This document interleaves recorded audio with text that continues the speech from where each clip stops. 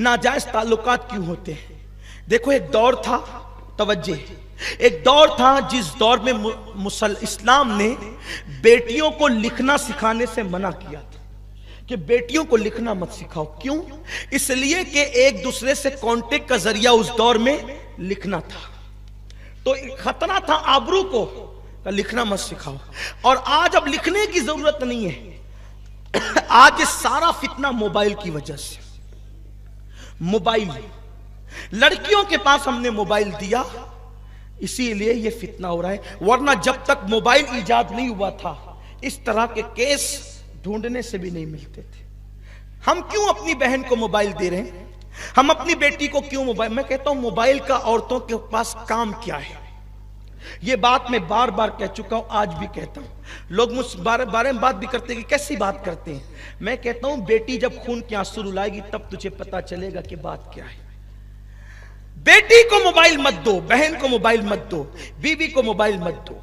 घर का फोन औरतें रिसीव ना करें, घर के अंदर का रखा हुआ मोबाइल जवान लड़कियां रिसीव ना करें, बूढ़ी औरतें या बच्चे रिसीव करें। जब कोई मोतमत बोले कि मैं बोल रहा हूं, तब जवान बेटियों को या बहनों को या बीवियों को मोबाइल दिया जाए। आज तो पैदाइश का दिन है तो मोबाइल गिफ्ट किया जा रहा है। तुम तलवार उतना नुकसान नहीं पहुंचाएगी तेरी बेटी को जितना मोबाइल नुकसान पहुंचाएगा। 5,000 का मोबाइल मत दो। अगर बेटी के लिए दिल में प्यार है, 50,000 का सोने का हार दिला दो।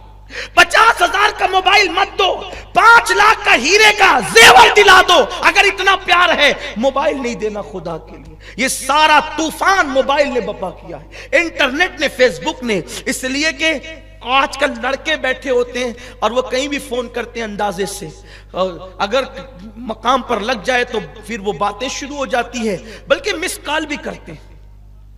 ये मिस कॉल कभी कभी इतनी तबाही का जरिया बन जाता है। इन्होंने तो बैठकर मिस कॉल कर दिया, वहां अगर शौहर मौजूद है, किसका मिस कॉल था?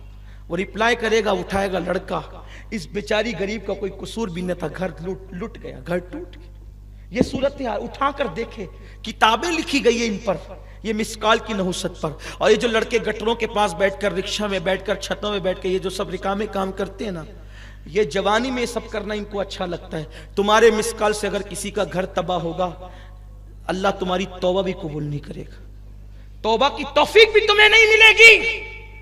किसी का घर तबाह करने वालों, किसी का आशियाने पे अगर बिजली गिराओगे तो तुम्हारे आशियाने भी सलामत नहीं होंगे। तुम्हारी नादानी, तुम्हारा छलछलपन, तुम्हारा बागपन, तुम्हारा इतराना, तुम्हारी आवारगी से कितने घरों को आग लगी है और कितने घरों को आग लगेगी।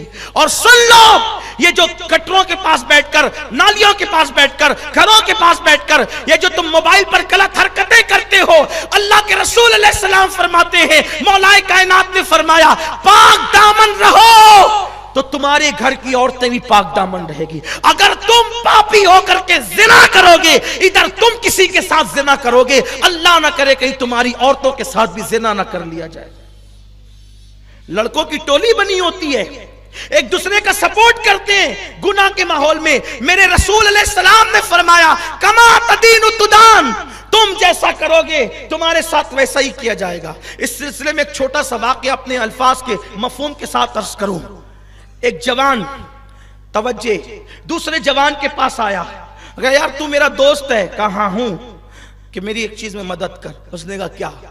कहा महल्ले के इमाम साहब की बीवी से मेरा दिल लग गया, तू नमाज पढ़ने जाना ना, नमाजी उतहा निकात कर नमाज पढ़ने मेरे लिए जाना, और देर तक इमाम साहब से मसले मसाइल पूछते रहना, उनको उलझाते रहना, उतनी देर तक मैं इमाम साहब के घर चला जाया करूंगा। वो पागल, उसको कहना चाहिए था कि इमाम की बीवी के साथ ऐसा न कर, यही तो कहना चाहिए। सच्चे दोस्त की पहचान यह है कि जब तू गलती करे वो तेरी इस्लाह कर, यही है ना, कि उसकी मदद करे। वला तावनु अलल इस्मि वल उद्वान, बुराई में एक दूसरे की मदद मत करो। कोई बुरे रास्ते पे जा रहा है, अगर तुम दोस्त हो तो खींच के पकड़ लो, उसको समझाओ, नहीं मानता है तो उसका बाइकाट कर दो, उससे दूर हो जाओ, उससे अलग हो जाओ ताकि उसको इबरत हो। तो उस जवान ने कहा, ठीक है यार, वो दोस्ती क्या जिसमें एक दूसरे की मदद ना हो, है ना, ऐसे कुछ दलाल बनते हैं ना, ہنسنے کی بات نہیں ہے، میرے جملے غلط ہیں، مجھے اگر میرے جملے الحمدللہ غلط نہیں ہیں، اگر تلخ ہیں تو مجھے آپ معاف کریں۔ اس سے گھر لٹ رہے ہیں، ہمارے گھر تباہ ہو رہے ہیں، ہماری بیٹیوں کی آبرو لٹ رہی ہے، کس کو جا کر کے کہے؟ بہت سارے لوگ ہیں جو بیچارے سر اٹھا کے چلنے کے قابل نہیں رہ گئے، بیٹیوں کی جوانی لٹ گئی ان لڑکوں کی منچلے پن کی وجہ سے۔ ہر بندہ مجنوں بننا چاہتا ہے، کیا بنا رکھا ہے، کیا حالات بنا رکھے؟ مسلمانوں ایک تم ہی تھے کہ ہندوستان میں تم نہ مسجد بنانے آئے تھے نہ مدرسے بنانے آئے تھے، پہلی مرتبہ جب تم آئے تھے تو صرف ایک عورت کی آبرو کی حفاظت کے لیے آئے تھے، اور تمہارے تقدس سے متاثر ہو کر لوگ کلمہ پڑھتے گئے، مسجد مدرسے بنتے گئے۔ تم دوسروں کی بیٹیوں کی عزت کے محافظ تھے، آج تم محلوں کی بیٹیوں کی عزت کے دشمن بن گئے۔ تمہاری آنکھوں میں تقدس نہیں رہ گیا، پارسائی نہیں رہ گئی۔ کیا بیت المقدس میں اسلام کا پرچم لہرے گا؟ دنیا کے اندر کیا مسلمان سرخروئی حاصل کرے گا؟ ملک شام اور یمن کیوں نہ جلے گا؟ کیوں؟ جس قوم کا جوان آوارہ اور عیاش ہو جائے اس قوم کو عزت کے ساتھ جینے کا حق نہیں ہے۔ ہمیں تو اللہ نے بہت تقدس کے لیے پیدا کیا تھا، قوموں کی امامت کے لیے پیدا کیا تھا، لیکن بس اسی میں الجھ گئے۔ لڑکی لڑکی لڑکی اور عشق اور عشق اور عشق اور آوارگی، انٹرنیٹ اور فیس بک اور یہ سب تماشے۔ نہیں، اللہ نے ہمیں بہت بڑے مقصد کے لیے پیدا کیا ہے، اور جوان ہونے کے بعد بوڑھا بھی ہونا ہے، مرنا بھی اللہ کو منہ بھی دکھانا ہے۔ حدیث پاک میں آتا ہے بد نظری کرنے والوں کے لیے ڈر ہے، مریں گے تو کافر ہو کر مریں گے۔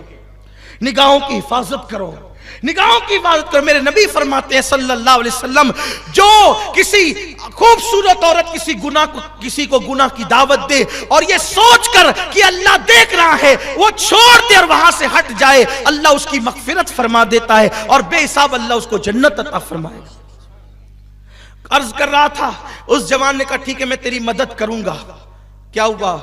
وہ جاتا مسجد میں نماز پڑھتا، امام کو لے کے بیٹھ جاتا، الجھائے رکھتا، مسئلے مسائل پوچھتا۔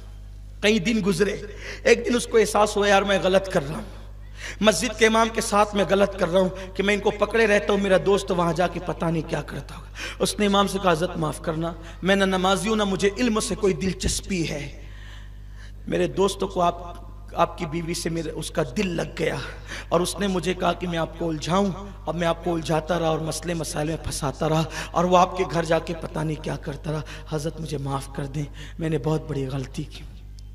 یہ بات سننے کے بعد امام کو کیا ہونا چاہیے تھا؟ غصے میں اس کی آستین چڑھ جانی چاہیے تھی، یا اس کا پریشر بڑھ جانا چاہیے تھا، یا اس کی آنکھیں لال ہو جانا چاہیے تھا۔ کیسا بیچارہ امام تھا، وہ مسکرانے لگا، ہنسنے لگا۔ وہ اس کو حیرت ہوئی، امام صاحب اتنا بڑا حادثہ سن کے آپ مسکرا رہے ہیں؟ امام نے کہا اللہ کے بندے، میرے گھر میں میری ایک بوڑھی ماں اور میرا بوڑھا باپ ہے، میری تو ابھی تک شادی نہیں ہوئی ہے، جب میری شادی نہیں ہوئی تو میری بیوی کہاں سے آئے گی؟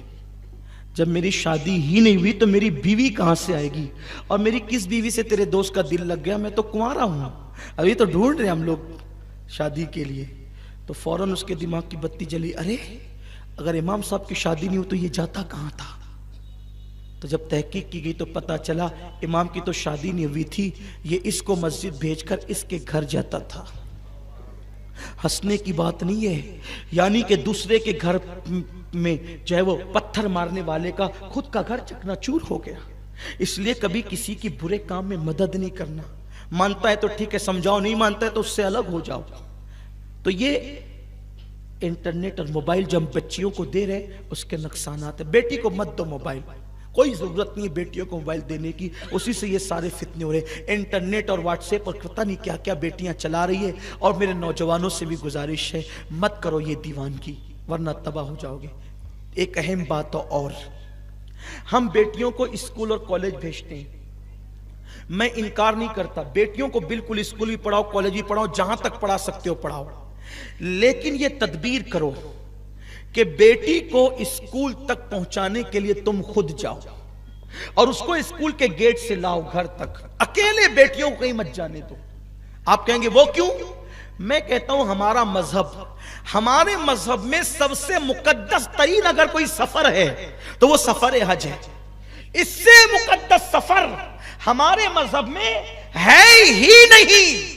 سب سے زیادہ مقدس سفر سفر حج ہے، جس کے لیے ہر مسلمان پوری زندگی دعا کرتا ہے، دکھا دے یا الہی وہ مدینہ کیسی بستی ہے جہاں پر رات دن مولا تیری رحمت برستی ہے۔ ہمارے یہاں سب سے مقدس سفر حج ہے، ہر قدم پر نیکی ملتی ہے، ہر قدم پر ثواب ملتا ہے، مگر سنو سنو مسلمانوں، اتنا مبارک اور مقدس سفر اسلام کہتا ہے سفر حج کے لیے عورت اکیلے نہیں جا سکتی۔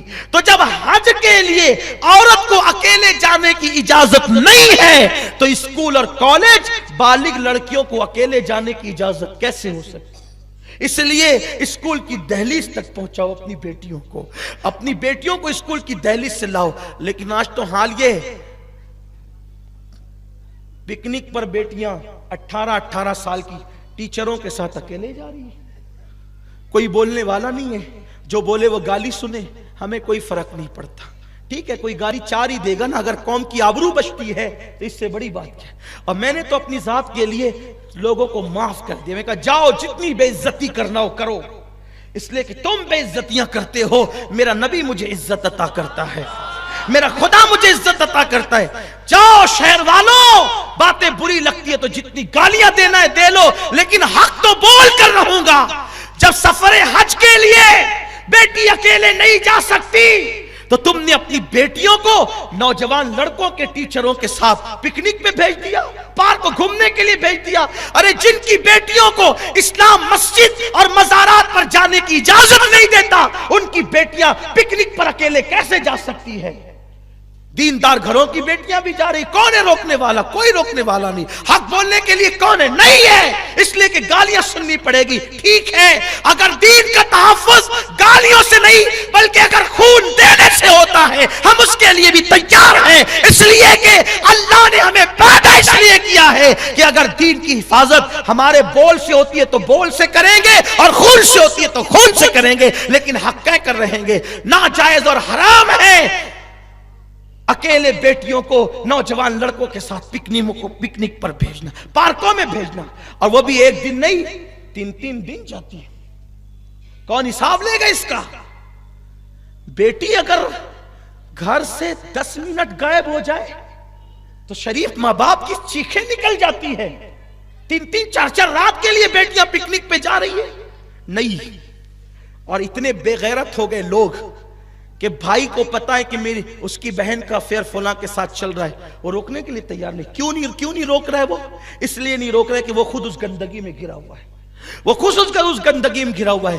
میں اپنی بہنوں کو اور بیٹیوں کو ایک پیغام دیتا ہوں اینڈ پر، اختتام پر، میری قوم کی بیٹیوں، تمہاری آبرو بہت قیمتی ہے، تمہاری عزت بہت قیمتی ہے، اس لیے کسی کے بہکاوے میں مت آنا، کسی کے تحفے تحائف کے چکر میں مت آنا۔ ہاں تمہاری عزت سے بڑا کوئی تحفہ نہیں ہو سکتا۔ میرے نبی نے ایک بیٹی کی عزت کو کعبۃ اللہ سے زیادہ بلند کیا ہے۔